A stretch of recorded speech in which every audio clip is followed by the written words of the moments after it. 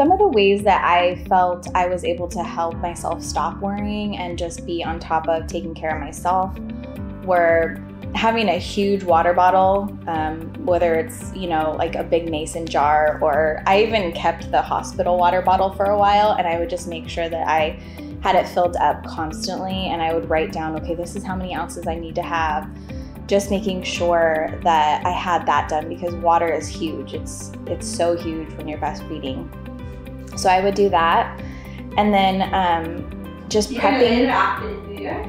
Yeah, I mean, no, I wouldn't use the one from the hospital, but just having like that big water bottle and making sure that I had that, and reminding myself like, okay, am I peeing enough?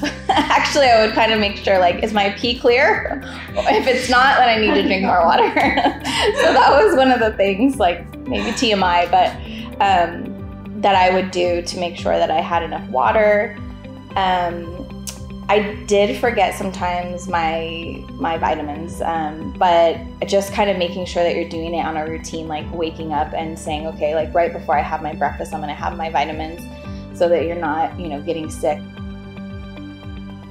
I feel like definitely in my process of breastfeeding, my food intake and my liquid intake and my vitamin intake is definitely affected breastfeeding.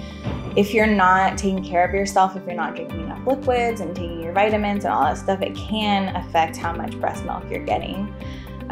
Typically in the beginning, it's just normal to have more, but you kind of forget about it later on, and you have to remember that it's like, that's when it's most important, because your body just starts to slow down, and you still really need those nutrients, your vitamins and your water, and just like a healthy diet.